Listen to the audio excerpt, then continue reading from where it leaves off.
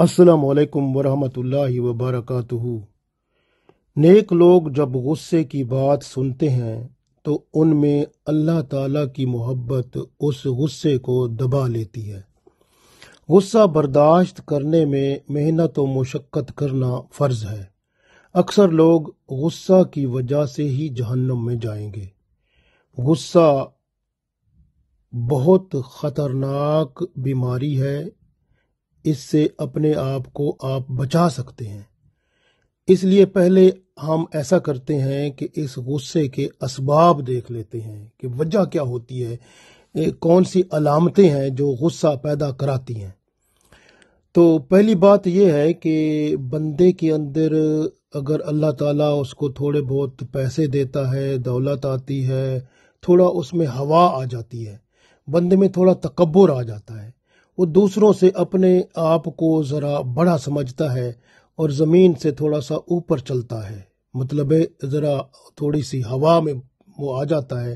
اور سمجھتا ہے کہ میں بڑا بزرگ ہو گیا ہوں، بڑا دولت مند ہو گیا ہوں، بڑا معاشرے میں میری عزت و انا بن گئی ہے۔ اب اگر کوئی بندہ وہ اس کے خلاف بات کرے تو اس کو غصہ آ جاتا ہے۔ وہ تکبر، فخر و غرور جو اس کے اندر پیدا ہو گیا ہے، وہ جو ہے وہ اس کو بھڑکا دیتا ہے کہ تیری پوزیشن تو اتنی اچھی ہے اور یہ بندہ ٹکے کا ہے، اس کی تو کیا اوقات ہے، اس نے مجھے ایسے کہہ دیا، تو اس کو آپ کو غصہ اس پر آ جائے گا۔ تو غصے کے آنے کا سبب کیا ہے کہ اللہ تعالیٰ نے اگر تھوڑا سا آپ کو دے دیا، کچھ تھوڑا سا آپ کا مقام مرتبہ بلند کر دیا، اگر آپ کو جاب اچھا مل گیا، کوئی ملازمت اچھی مل گئی، اور یا آپ کے پاس کوئی بزنس، کوئی آپ نے کاروبار کیا، اس میں پیسے آ گئے اور دولت مند ہو گئے، تو پھر آپ تھوڑے سے ہوا میں آ جاتے ہیں، تکبر، فخر و غرور پیدا ہو جاتا ہے۔ پھر وہ جو ہے اگر کوئی بندہ آپ کو تھوڑی سی آپ کی شان سے نیچے بات کرے تو آپ کو پھر غصہ آتا ہے۔ تو اس کا علاج کیا ہے کہ بندہ تکبر کو تواضع سے توڑے،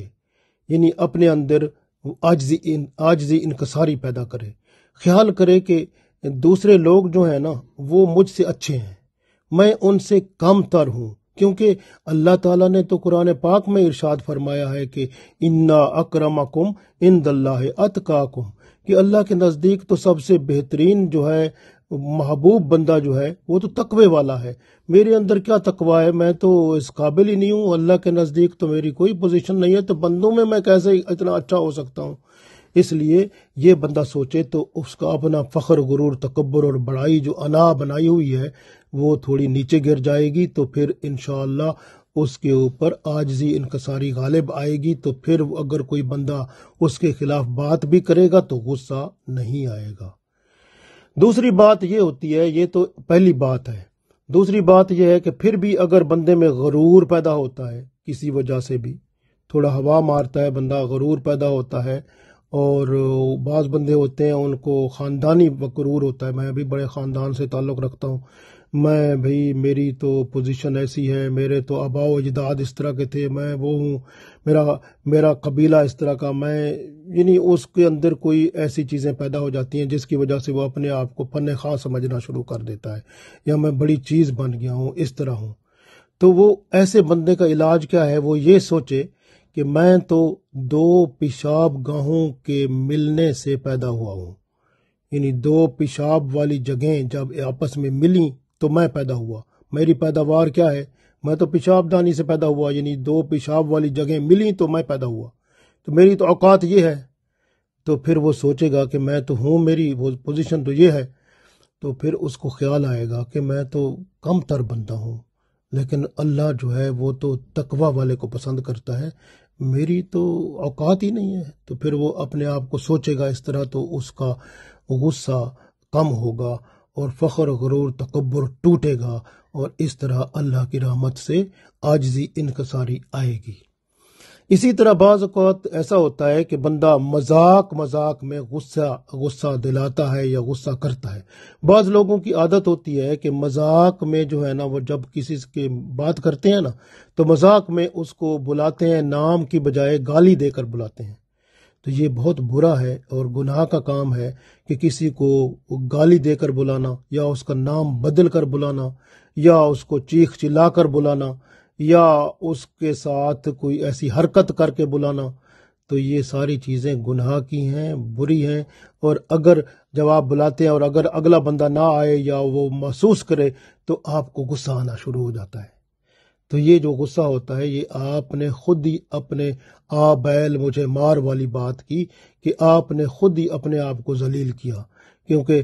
غصہ جو ہے آپ نے خود دلایا اس کو۔ اس لیے اپنی عادت ایسی چھوڑیں، دوسرے بندے کو ادب سے بلائیں، کیونکہ مسلمان جو ہوتا ہے نا، اس کے دوسرے مسلمان پر جو حقوق ہیں اس میں یہ حق ہے کہ دوسرے مسلمان کو اچھے نام سے پکارے اور اس کے لیے جگہ چھوڑ دے، اس کا احترام کرے، تو یہ ضروری ہے۔ تو آپ جو حقوق ہیں قیامت کے دن، یہ حقوق بندے کو آپ نے نہ دیے دوسرے مسلمان کو تو وہ آپ کی گردن پکڑے گا۔ اس لیے مسلمان دوسرا جو ہے نا، اس کو مذاق سے نہیں، غصے سے نہیں، گالی دے کر نہیں، اور نہ ہی مذاق سے کسی طرح پکاریں، بلکہ اس کو ادب سے اس کا نام لیں اور اس کو پیار سے پکاریں اور اس کے ساتھ بات ادب سے کریں، تاکہ جو ہے نا وہ آپ اس کے دل میں آپ کی محبت پیدا ہو۔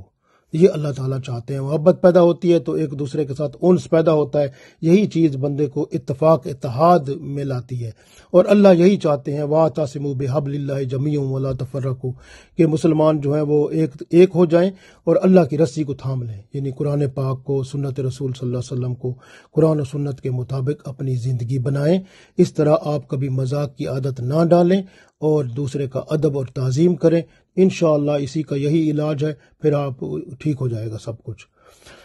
ایک اور بات ہوتی ہے، دوسری بات یہ ہوتی ہے کہ جس سے بندے کو غصہ آتا ہے، وہ اس طرح ہوتا ہے کہ دوسرا جب بندہ بیٹھتا ہے نا کہیں، تو دوسرے بندے کی عیب جوئی کرنے لگ جاتا ہے یا ملامت کرتا ہے۔ اب ملامت کرنا، کسی کو ملامت کرنا یا عیب جوئی کرنا، اس کے عیب نکالنا، تو وہ جو ہے نا ایسے ہی بندہ بات کرتا ہے، تو وہ اگر وہ دوسرا بندہ جو بیٹھا ہے، کیا پتہ وہ دوسرے بندے جس کی بات ہو رہی ہے اس کا دوست ہو، تو اس کو غصہ آئے گا، پھر لڑائی بھی ہو سکتی ہے، کچھ بھی ہو سکتا ہے۔ تو اس طرح آپ نے غصہ دلایا، تو اس لیے ہمیشہ عیب دوسروں کے نہ تلاش کرو۔ اس کا علاج بہتر ہے کہ کوئی بندہ بھی عیب سے خالی نہیں ہے، میرے اندر بھی عیب ہے، ہر بندے میں کوئی نہ کوئی نقص موجود ہے، تو اس لیے جو ہے نا اپنے عیبوں کو دیکھو، اور ہم عیب دار ہیں بھائی، ہمارے اندر بڑے نقص ہیں، ہم کوئی پرفیکٹ تھوڑے ہیں۔ جو مکمل ہوتی ہے، تکمیل جس کی ہوتی ہے، وہ تو نبوت ہوتی ہے، وہ تو نبی ہوتے ہیں جو بالکل ہر طرح سے وہ اللہ کے حکم کے مطابق ہوتے ہیں، اور اس میں کوئی عیب نہیں ہوتا۔ یہ ہم سب عیب والے بندے ہیں، ہمارے اندر تو عیب ہے، تو اس لیے جو ہے نا اپنے اندر جب بھی کوئی عیب کی بات کریں نا کسی کی، تو آپ چپ رہیں اور اپنے اندر دیکھیں کہ میرے اندر بھی تو عیب دار ہوں، میں بھی تو بہت سارے عیبوں والا بندہ ہوں۔ تو اس لیے دوسروں کے عیب کی بجائے اپنے عیبوں پر نظر ڈالیں، اور قیامت کے دن اللہ تعالیٰ جو بندہ دوسروں کے عیب چھپائے گا، قیامت کے دن اللہ اس کے عیب چھپا لے گا۔ اس لیے، اور ایک اور بات ہوتی ہے جس سے بندے کو غصہ آتا ہے، وہ مال جگہ کا ہرس ہوتا ہے، ہرس، لالچی۔ جس بندے میں ہرس زیادہ ہوتا ہے نا، لالچی ہوتا ہے، وہ پھر بخیل ہو جاتا ہے، کنجوس ہو جاتا ہے۔ پھر وہ جو ہے نا اگر آپ اس سے ایک دمڑی بھی مانگے نا، ایک پیسہ بھی مانگے، تو اس کو بڑا غصہ آتا ہے۔ تو اسی طرح اگر وہ روٹی کھا رہا ہو تو آپ اس کو کہیں ذرا ایک لقمہ تو مجھے دے دو، دیکھنا کہ اس کی شکل بدل جائے گی، وہ کبھی نہیں دے گا، الٹا آپ کے ساتھ وہ کچھ الفاظ کہہ دے گا ایسے۔ تو یہ جو ہے نا، یہ ہرس والا جو لالچ بندہ، لالچی ہوتا ہے، بخیل ہوتا ہے نا، اس کو بڑا غصہ آتا ہے۔ تو اس لیے اس کا علاج بہترین یہی ہے کہ بندہ جو ہے وہ دل میں آخرت کا نقشہ لائے، اور بری صفات جو ہیں ان کو دور کرے، اور اپنے اخلاق کے اندر جو برائیاں ہیں، غلطیاں ہیں، ان کو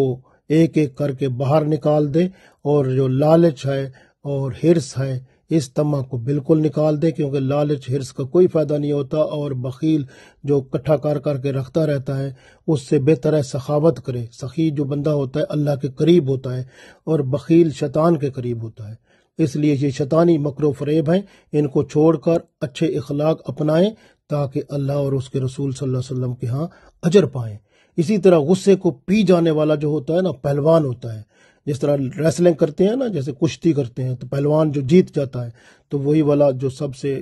بہادر ہوتا سمجھا جاتا ہے، تو وہی بہادر ہوتا ہے جو غصے کو پی جاتا ہے، سب سے بڑا پہلوان بہادر وہی ہوتا ہے۔ اس لیے جو ہے نا ہمیشہ یاد رکھیں کہ غصہ جو ہے نا، اگر آپ نے غصے کو نہ پیا، غصہ آپ نے نکالا کسی پر، اور خام خواہ کا غصہ جس کی کوئی ضرورت ہی نہیں تھی، اور ہوا مارنے کا، فخر و غرور تکبر والا یا کوئی اس طرح کا آپ نے غصہ نکالا، تو قیامت کے دن اللہ تعالیٰ آپ پر غصہ کرے گا، آپ کے ساتھ غصہ اور غضب کے ساتھ پیش آئے گا، اور جس بندے پر آپ نے غصہ کیا تھا وہ بھی آپ کی گردن کو پکڑے گا کہ اس بندے نے خام خواہ میرے اوپر غصہ کیا تھا، میرے حقوق جو تھے اس نے اس کے اوپر غضب کیا تھا۔ تو اللہ تعالیٰ پھر اللہ کی ناراضگی پھر قیامت کے دن ہوگی، پھر آپ خود ہی پھر بھگتیں گے۔ تو اس لیے بہتر ہے کہ یہاں پر خام خواہ کسی پر غصہ نہ کیا کریں، اور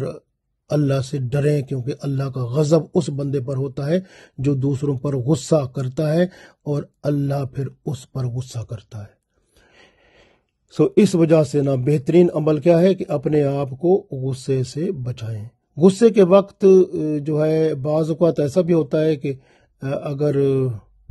آپ اپنے آپ کو یوں بھی بچا سکتے ہیں کہ آپ یہ کہیں کہ یہ جو غصہ ہے اس کو جب آپ پی جاتے ہیں تو آپ یہ کہیں کہ بس میں غصے کو اس لیے پی رہا ہوں تاکہ جھگڑا نہ ہو، جھگڑا فساد اللہ کو پسند نہیں ہے، کیونکہ اللہ فرماتا ہے واللہ لا یحب الفساد، اللہ تعالیٰ فساد کرنے والے کو پسند نہیں کرتا۔ میں غصے کو پی جاتا ہوں، میں پھر جھگڑا فساد نہیں کرتا، اللہ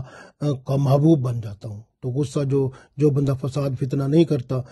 تو وہ غصے کو پی جاتا ہے تو اللہ کا دوست بن جاتا ہے۔ تو اس طرح سے، اور غصے میں جو ہے نا انسان کی شکل بدل جاتی ہے، انسان بھیڑیے کی طرح ہو جاتا ہے جو دوسروں پر حملہ کرتا ہے، اور اس کا باطن جل اٹھتا ہے، جیسے کتا جو ہوتا ہے نا، بولا کتا، اس طرح بندہ ہو جاتا ہے۔ اگر غصے میں کسی کو بندہ بخش دیتا ہے نا تو وہ سب سے بہترین بات ہے، ورنہ وہ شیطان اس کو بولے کتے کی طرح تیز کر دیتا ہے، اور جس سے بندہ دوسرے کو کاٹ لیتا ہے۔ اب کاٹنے کے دو طریقے ہوتے ہیں، یا تو زبان سے کاٹتا ہے گالیاں نکال کے، یا پھر ہاتھ سے کاٹتا ہے کہ ان کو ہاتھ سے مار کے تکلیف دے کے فتنہ فساد اس طرح کر کے، تو اس لیے پھر یہ کام ہو جاتا ہے۔ تو اس لیے جو ہے نا اپنے آپ کو بچائیں، اور کوشش کریں کہ آپ یوں سمجھیں کہ اللہ کے نیک ولی بھی تو گزرے ہیں نا، اللہ والے نیک لوگ تھے، وہ جب بھی کوئی ان کو کچھ کہتا تھا تو وہ اللہ کا حکم وہ کہتے تھے بس الحمدللہ اللہ تعالیٰ اس کو ہدایت دے، بس وہ اس کو کچھ اس طرح کہتے تھے۔ آپ بھی اس طرح کر لیا کریں، لا حول ولا قوت الا باللہ العلی العظیم پڑھ لیا کریں، اعوذ باللہ من الشیطان الرجیم پڑھ لیا کریں۔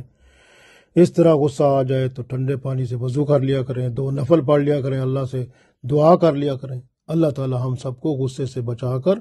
اپنی محبت اور دوستی عطا فرمائے، آمین۔